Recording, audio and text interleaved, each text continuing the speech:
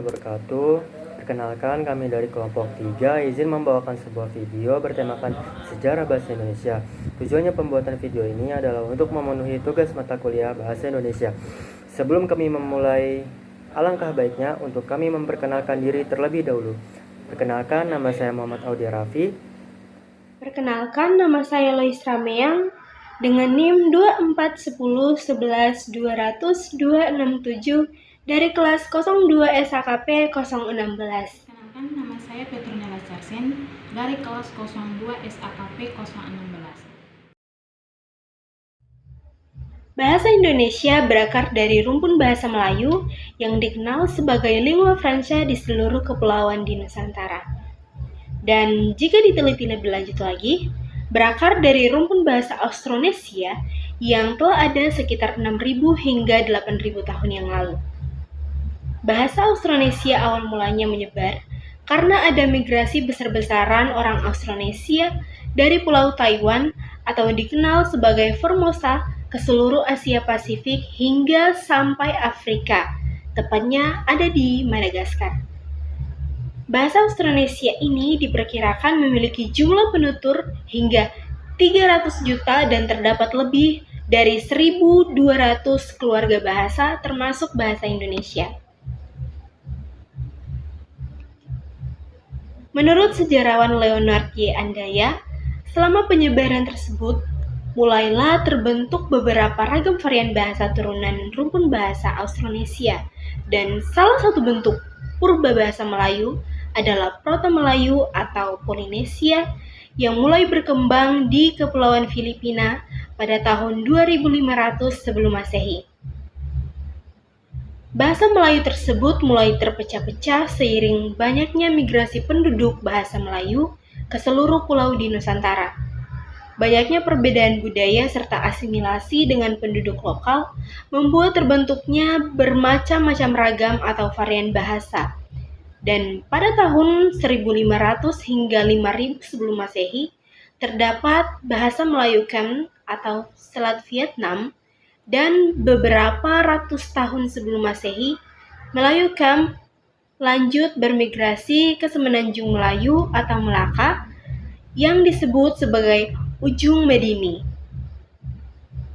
Lantas, orang-orang tersebut bermigrasi ke Pulau Sumatera di Indonesia dan terbentuklah bahasa Melayu.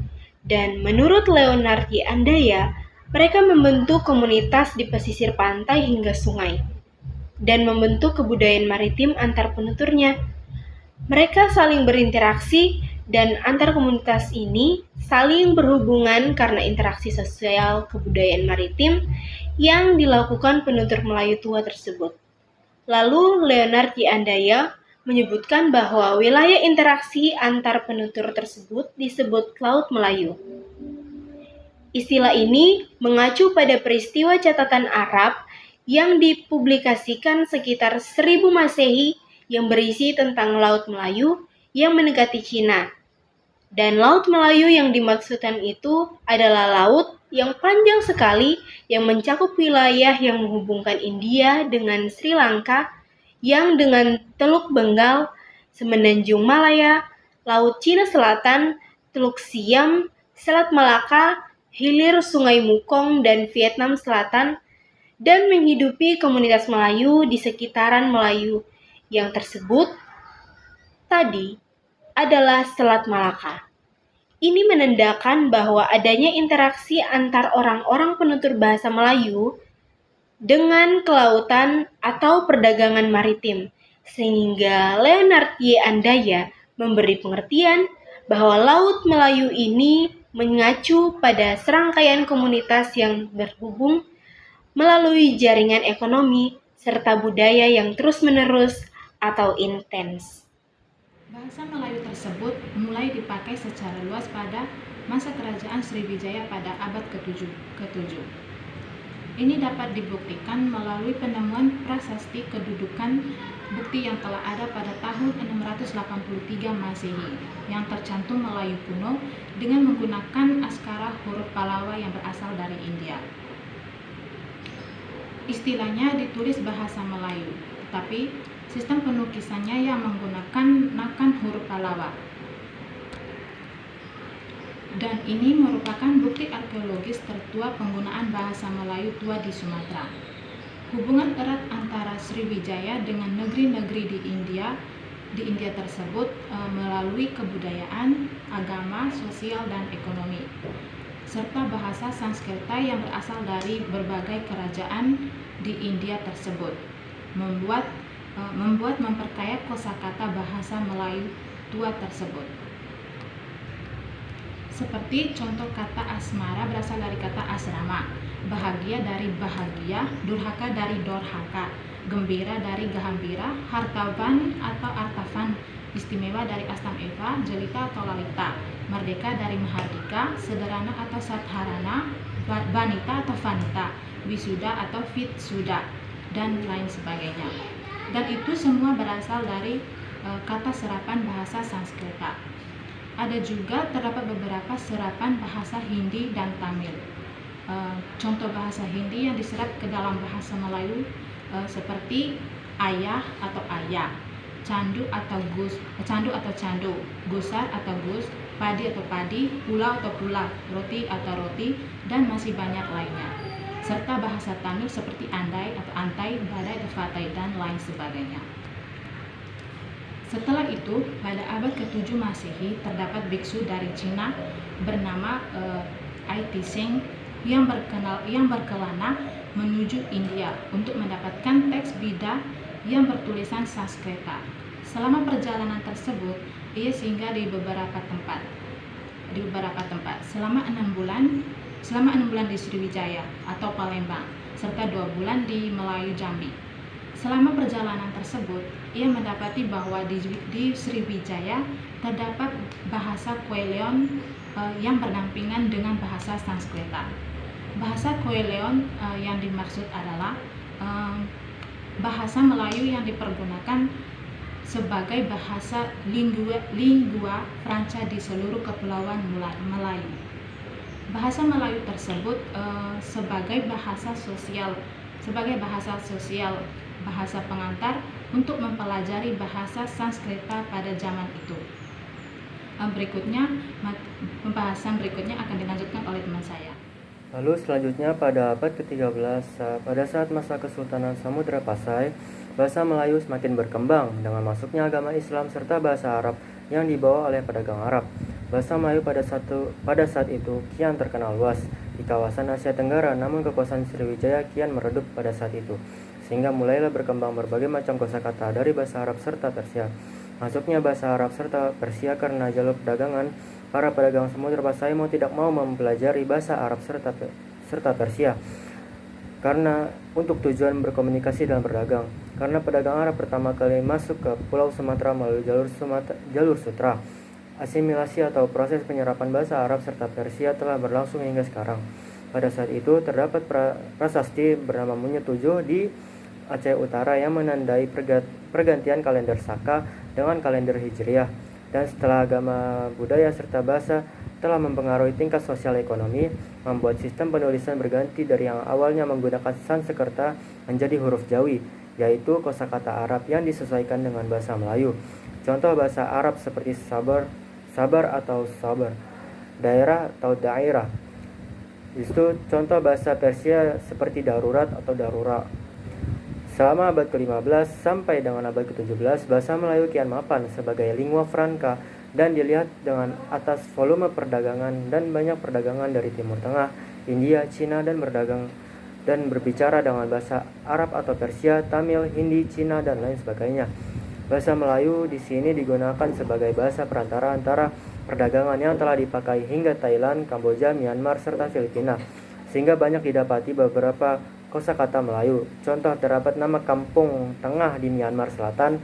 Banyak terdapat kata-kata Melayu yang diserap ke dalam bahasa Tagalog Filipina seperti perahu, keris, ako, lima dan lain sebagainya. Pada awal abad ke-16 datanglah bangsa Portugis karena sebagai akibat dari jatuhnya Konstantinopel dan jalur sutra dari Timur Tengah terputus. Kendaraan Eropa memaksa bangsa Eropa seperti Portugis untuk mendapatkan rempah-rempah untuk menghangatkan diri mereka di saat musim salju. kontak dengan bangsa Portugis dimulai pada tahun 1511 di Selat Malaka dan mulai mempengaruhi tata bahasa kosakata Melayu di Nusantara.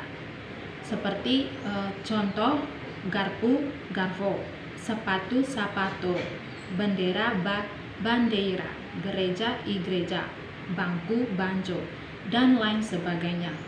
Serta kontrak dengan pelaut Spanyol yang diakui telah mengelilingi dunia melalui Amerika hingga Samudra Pasifik, yaitu bawahan Ferdinand Magellan yang bernama Antonio Pigafetta membuat suatu kamus bahasa Melayu yang berjudul Vocabuli de Ques Populi Mori pada tahun 1522. Aksi pelaut Portugal dan Spanyol tersebut diakui pula oleh pelaut-pelaut Belanda dan Inggris seperti Frederik de Houteman 1608, Jasper Wiltens 1623, Sebastian Danke 1623, dan juga masing-masing membuat kamus bahasa Melayu mereka sendiri.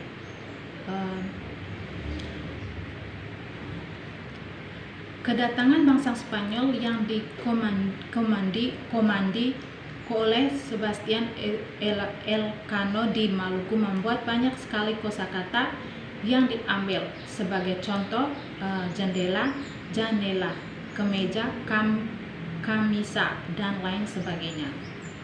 Lalu, selama perjalanan Belanda di seluruh kepulauan Indonesia telah mempengaruhi banyak sekali kosakata.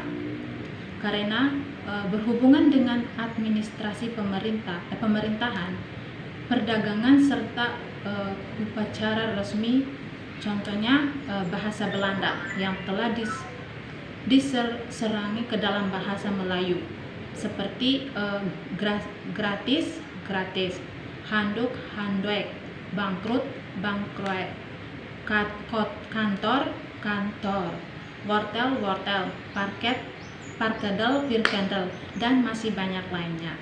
Pembahasan berikutnya akan dilanjutkan oleh bangsa Portugis, Spanyol, Inggris, dan Belanda membuat banyak perubahan signifikan dan memperoleh banyak informasi serta merubah tata cara sosial, budaya, serta percakapan bahasa Melayu tersebut. Selama penjajahan Belanda, pedagang Cina sudah memulai menetap.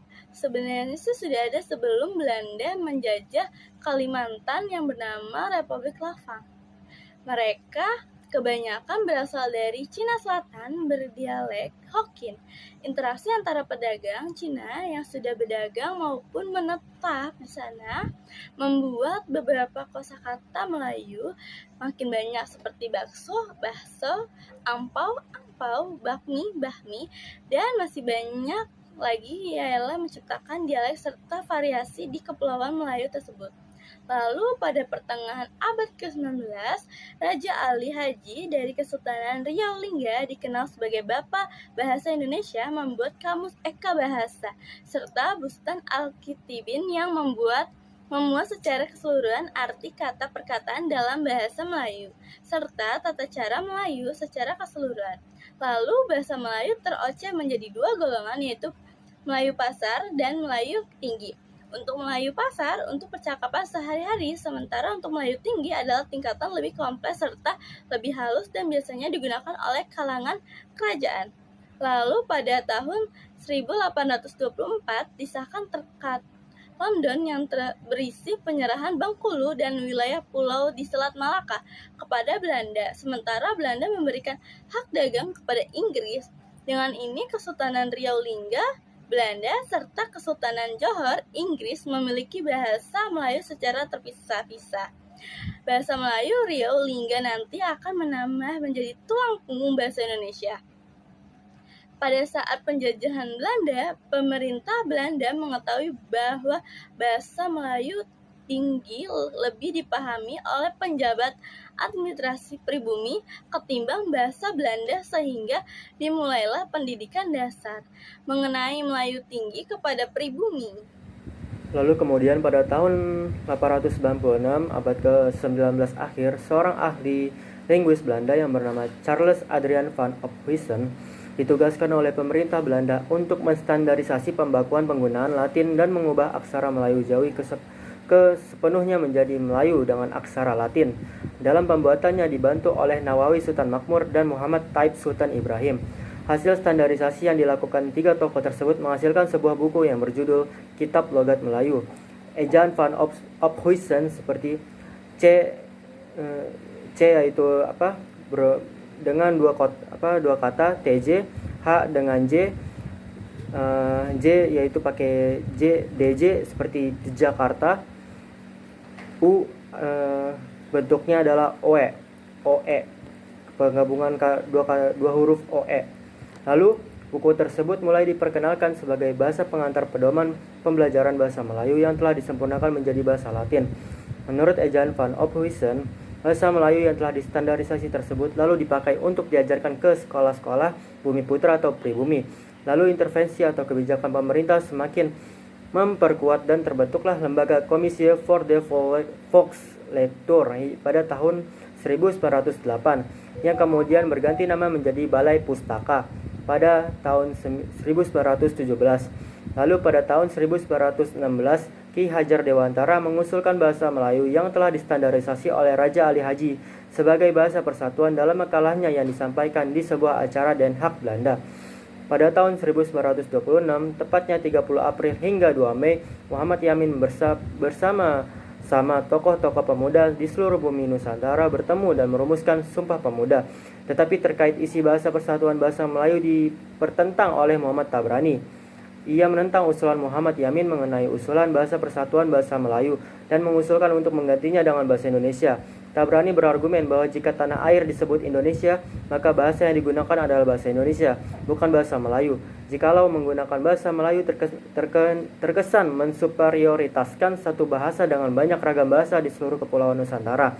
Karena akibat itulah pada Kongres Pemuda kedua yang diselenggarakan pada tanggal 28 Oktober 1928, disahkanlah bahasa persatuan adalah bahasa Indonesia dengan menggunakan ejaan van Ophuijsen, dan ini menandakan terbentuknya bahasa Indonesia sebagai bahasa persatuan dan penamaan bahasa Melayu sudah tidak relevan lagi karena terkait dengan bahasa persatuan, bahasa pengikat antar seluruh pemuda di Indonesia.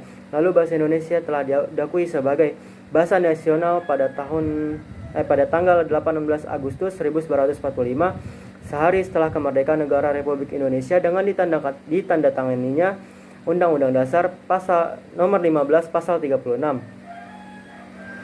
Penyempurnaan ejaan bahasa Indonesia pada tahun 1901 sampai 1947 menggunakan ejaan van Ophuijsen. Lalu dari tahun 1947 sampai 1972 menggunakan ejaan Republik dikenal sebagai ejaan Suwandi. Lalu pada tahun 1972 sampai 2015 menggunakan ejaan yang disempurnakan atau EYD. Lalu tahun 2015 hingga sekarang menggunakan ejaan Bahasa Indonesia atau EBI. Demikianlah presentasi video kali ini. Kurang lebihnya mohon maaf. Assalamualaikum warahmatullahi wabarakatuh.